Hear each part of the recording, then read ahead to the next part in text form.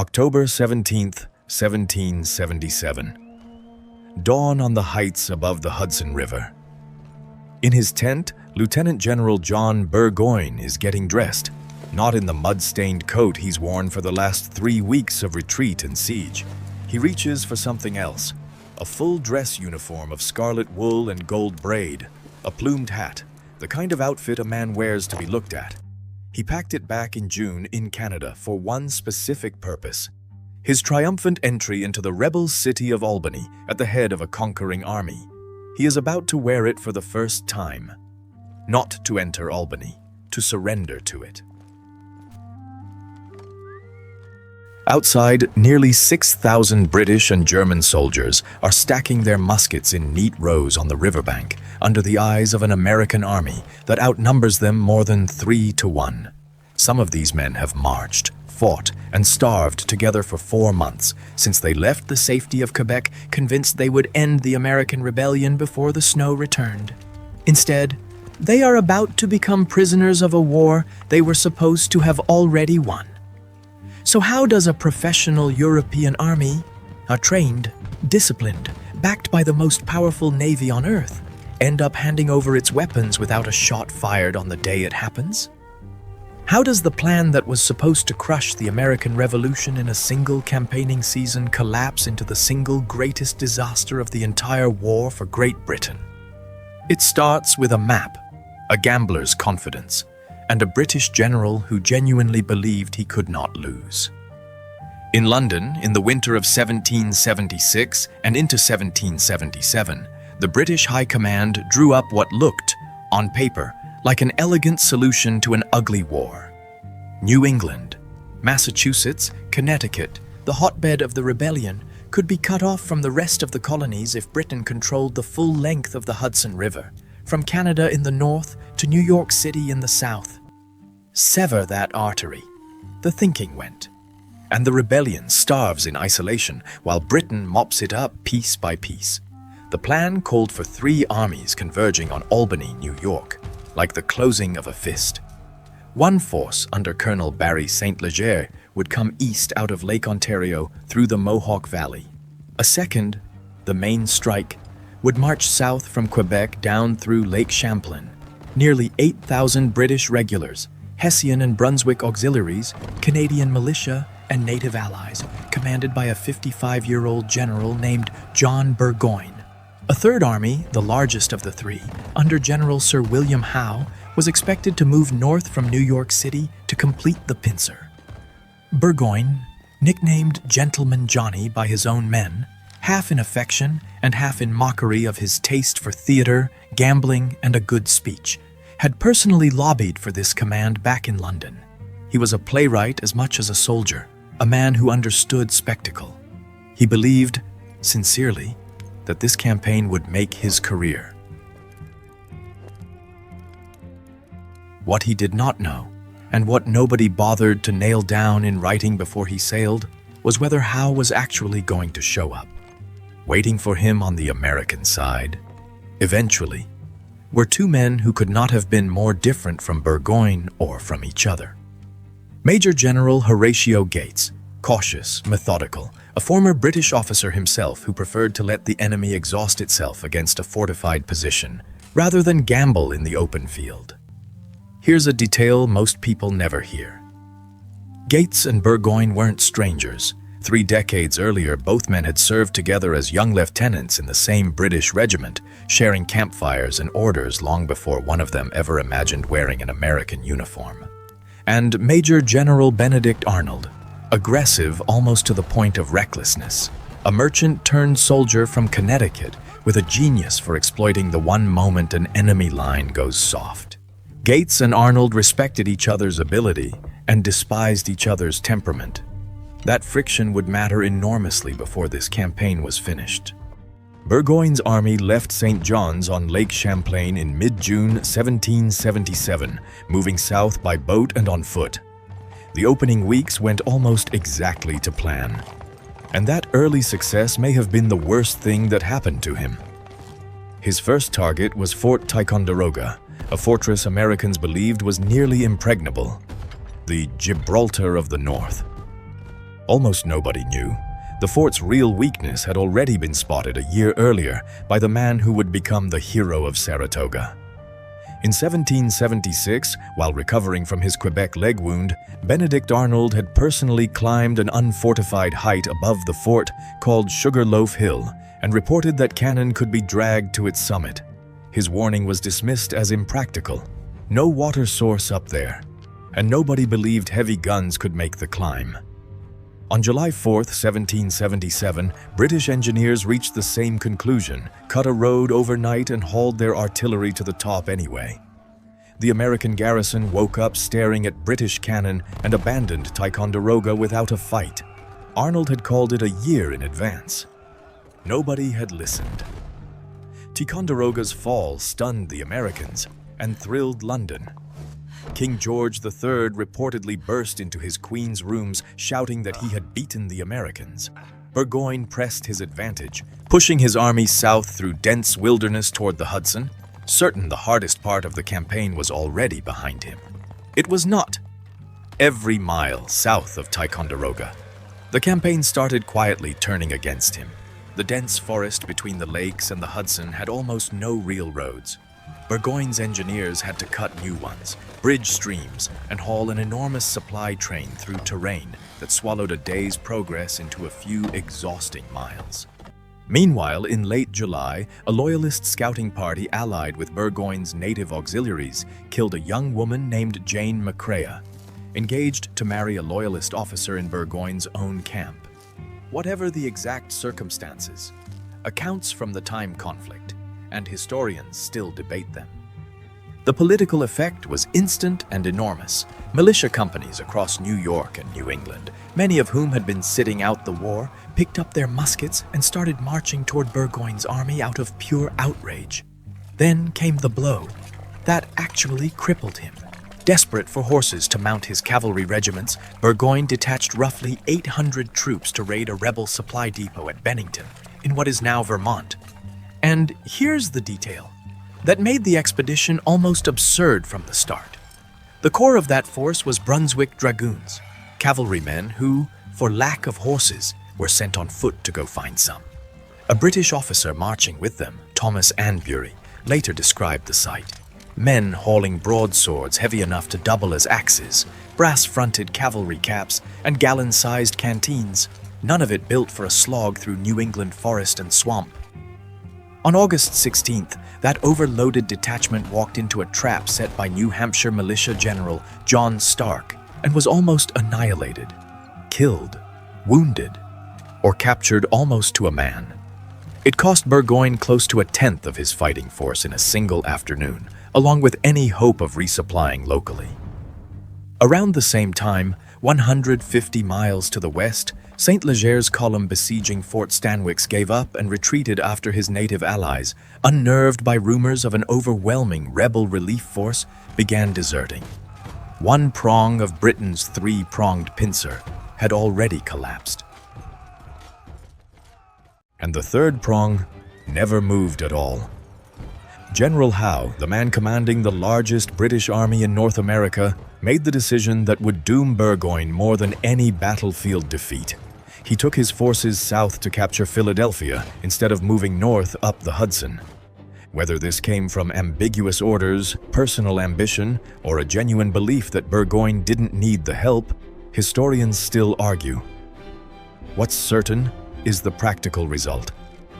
John Burgoyne was now alone, deep in hostile territory, roughly 185 miles from his base in Canada, with a swelling American army in front of him and no reinforcement coming from any direction. By mid-September, Burgoyne's army had shrunk to roughly 6,000 men fit for duty, and Gates had dug in on a commanding ridge called Bemis Heights, directly blocking the road south to Albany, with an army that now numbered well over 7,000 and was growing by the day as militia companies streamed in. Burgoyne had two options left: attack or starve where he stood. On September 19th, he chose to attack. He split his force into three columns and sent them through the woods to try to flank the American left. Gates, characteristically cautious, wanted to stay behind his fortifications and let the British come to him. Arnold, characteristically not, argued furiously that they needed to meet the British in the open woods where American marksmanship could shred a formal European line before it ever got close enough to use its bayonets.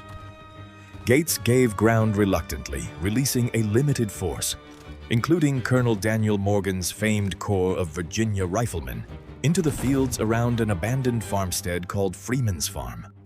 Morgan himself was a walking legend by this point, a former teamster who, 20 years earlier during the French and Indian War, had struck a British officer and been sentenced to 500 lashes for it, a beating he claimed to have survived by sheer stubbornness.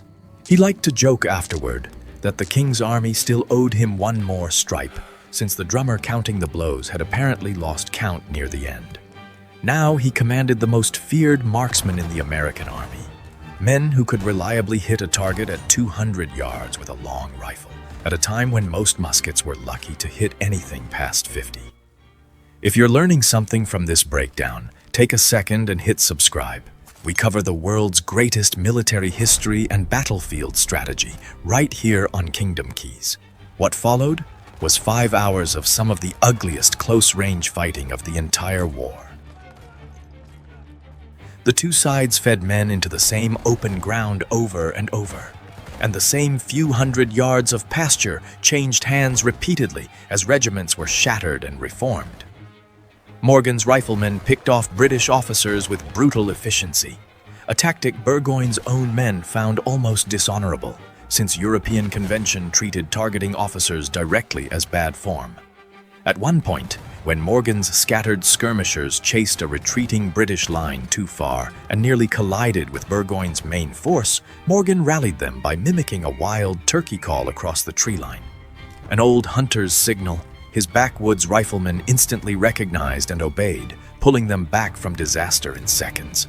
British soldiers advanced into American fire, again and again, in tight ranks, because that was how they were trained to fight. And they paid for it. Late in the afternoon, German reinforcements under General Riedesel arrived on the American flank and finally forced Gates's men to withdraw, leaving the British in technical possession of the field. But Burgoyne had lost.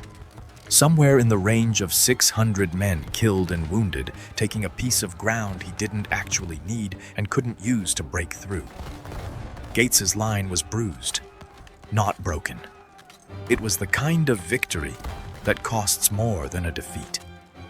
Arnold, furious that Gates had refused to commit the rest of the army and finish the British off, argued with his commander so bitterly in the days afterward that Gates formally relieved him of field command.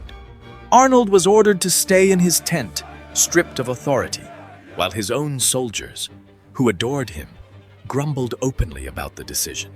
For nearly 3 weeks after Freeman's Farm, the two armies sat facing each other, close enough to hear each other's drums at night. Burgoyne dug in and waited, still hoping for some word that Clinton or Howe was finally moving up the Hudson to relieve him. None came. His men were now on short rations, sleeping in trenches through the cold autumn nights while sickness spread through the camp. Baroness Frederica von Riedesel, the wife of Burgoyne's German commander, had traveled with the army along with her 3 young daughters, and later wrote of nursing wounded officers in a cramped farmhouse cellar that would soon become a shelter from artillery fire. A detail that says more about the state of Burgoyne's campaign than any casualty report. Meanwhile, Gates's army kept growing. Militia units arrived daily from every direction until the Americans facing Burgoyne numbered somewhere close to double his own strength, with more on the way. By October 7th, Burgoyne had run out of time and out of food. He organized what he called a reconnaissance in force, roughly 1,500 of his best remaining troops probing toward the American left to test whether there was any weakness he could exploit before his supplies ran out completely. It was less a plan than a last roll of the dice. Gates, learning of the movement almost immediately, sent troops forward to meet it, and the British reconnaissance force was pinned down and pushed back toward 2 fortified positions. The Balcarres Redoubt and several hundred yards north, the smaller Breiman Redoubt, held by roughly 200 German soldiers. And that is when Benedict Arnold, still technically stripped of command, still confined to camp by Gates's own order, mounted his horse anyway and rode straight into the battle without permission. Nobody stopped him. That alone tells you something about what his soldiers thought of the order that had sidelined him. Arnold galloped along the American lines under fire, rallying regiment after regiment, personally directing an assault on the Balcarres redoubt that failed. Then wheeling his horse and leading a second attack against the far weaker Freeman redoubt instead. There, with Arnold riding in front of the advancing American line, the 200 German defenders were overwhelmed, and their position was overrun from the flank and rear as darkness fell. In the same fighting, British Brigadier General Simon Fraser, one of Burgoyne's most capable officers, someone whose steady leadership had held the British line together more than once, was riding a distinctive gray horse along the front, trying to rally his men. Arnold spotted him from across the field and, by tradition, pointed him out directly to Morgan as a one-man rallying point who had to be brought down. Morgan reluctantly passed the order to his best marksman. Moments later, a shot fired from extreme range struck Fraser through the body.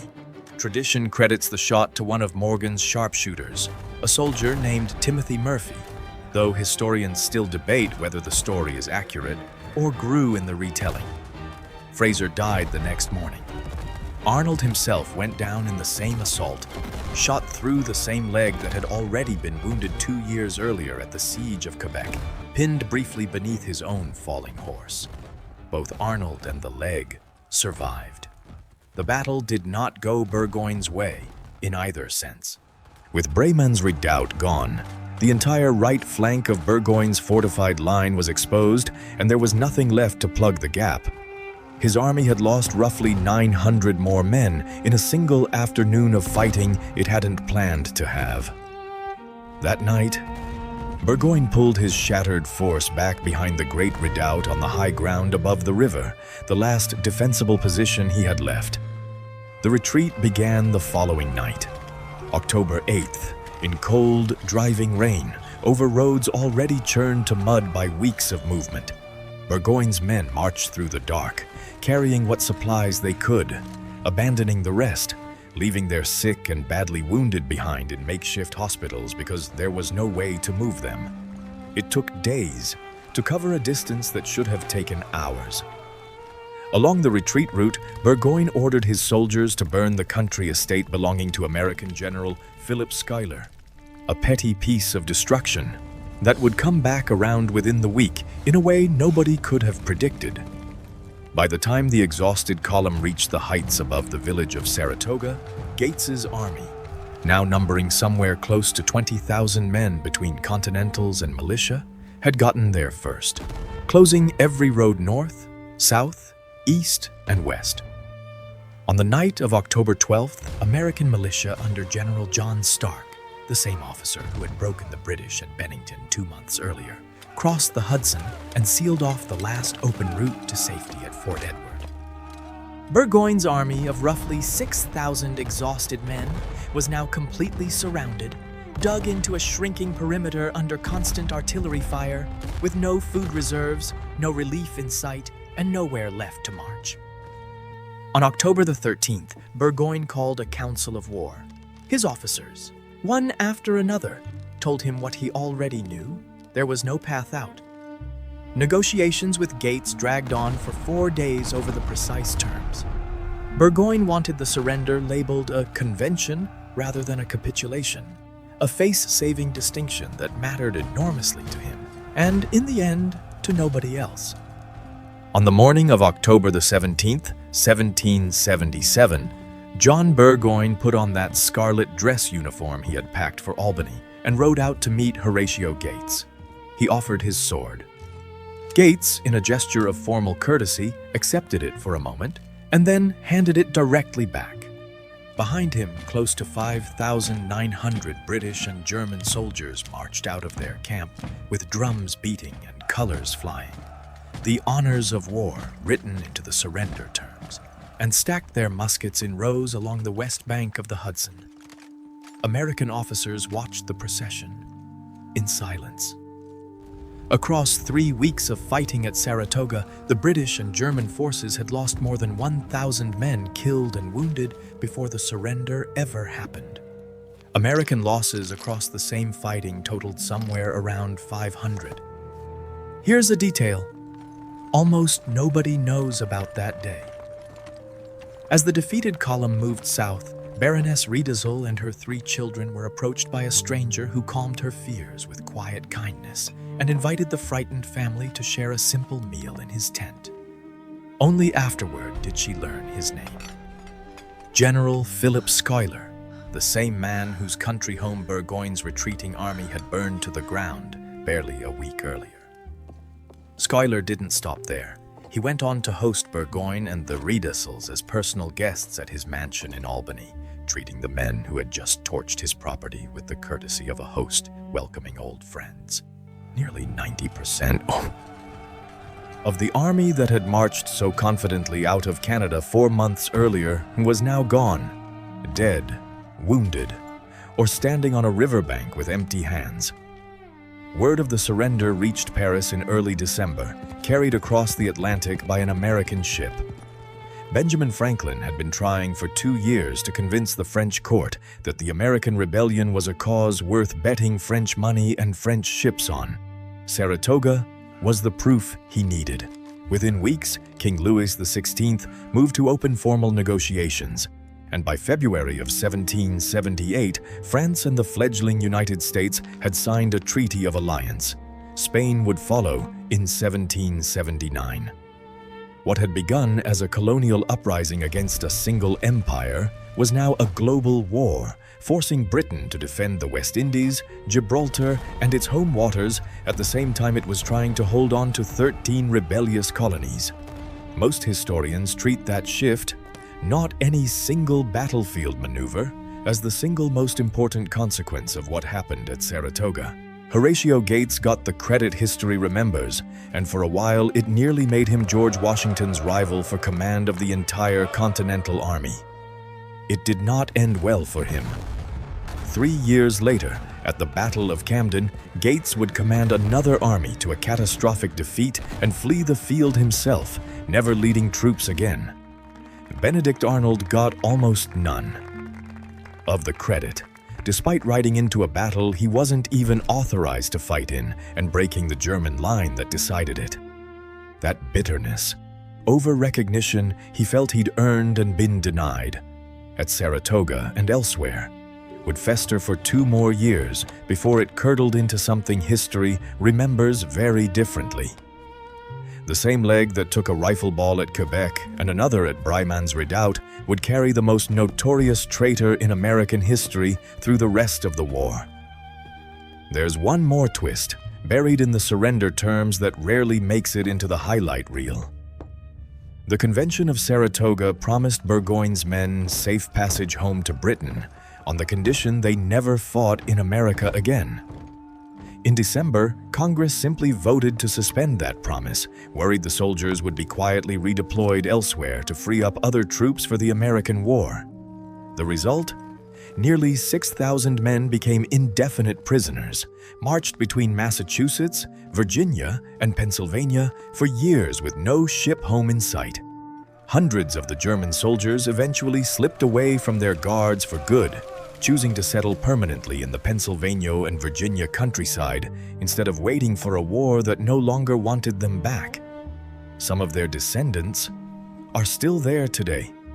Today, if you walk the battlefield at Saratoga National Historical Park in upstate New York, you'll find a strange monument. Near the site of the Bremen Redoubt, a stone boot carved with a laurel wreath and a general's epaulette dedicated to the most brilliant soldier of the Continental Army, wounded on that spot in the cause of American liberty. It does not carry Benedict Arnold's name anywhere on it. The battlefield remembers what his leg did that day. It refuses, even now, to say who it belonged to. An army can win every battle it fights and still lose the war the moment its supply line, its allies, and its luck all run out at the same time. Burgoyne proved that in reverse, he lost the field twice and still marched out with drums beating and dignity intact. Because in the end, the war he actually lost wasn't fought with muskets. It was fought with distance, timing, and men who simply didn't show up. If this kind of tactical breakdown is your thing, make sure you subscribe so you do not miss the next one. Drop a comment with this. If you were Burgoyne, watching Howe sail for Philadelphia instead of marching up the Hudson, do you turn your army around and retreat to Ticonderoga while you still can? Or do you keep pushing for Albany and gamble that reinforcements still arrive? We have a lot more battles and commanders to cover, and the stakes only get higher from here.